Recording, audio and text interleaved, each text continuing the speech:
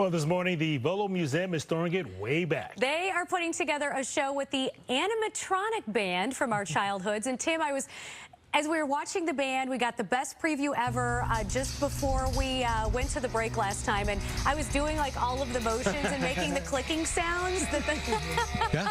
Yeah.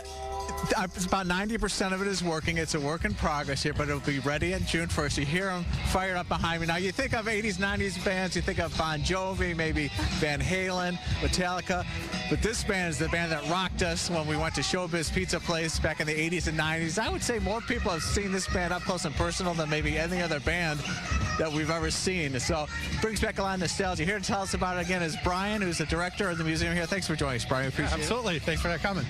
So again, the thing that surprises you the most about this is, I think of people my age, obviously we have this nostalgic pull to this, but it's younger kids too. Yeah.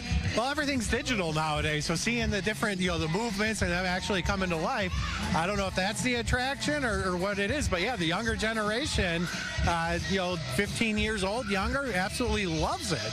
Are you prepared for the throngs of people that'll be coming out here June 1st with their lighters? Oh, we're hoping for it.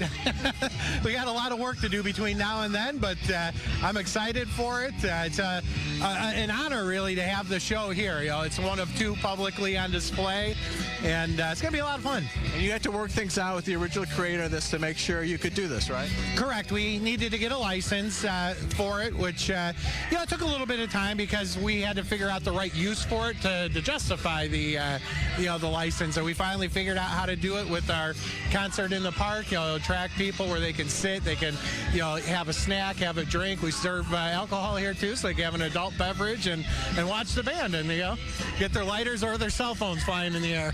So Brian put out an ad to find somebody that could help kind of maintain all this, and he was kind of surprised when he got a lot of younger people again that were interested in this, and he ended up talking to Jacob here. Jacob is a local high school, so actually you graduated early from Crystal Lake High School?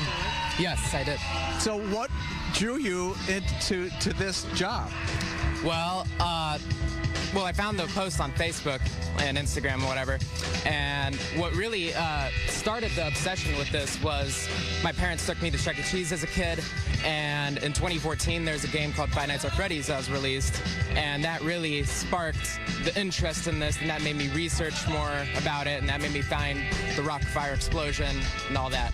So is it hard to maintain all these moving parts? It can be. There's lots of moving parts. There's lots of things that can go wrong. That movie you referred to is a horror movie, and there is an element to these that's a little bit creepy, right? Do you ever get a little frightened, like late at night, if you're working on these? No. Okay with it? They sound great. Thanks for tuning them up for us.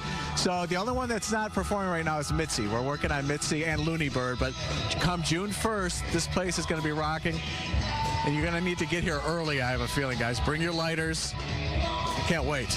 Back to you. Bring your lighters, but don't get too close. All right. Thank you, Tim.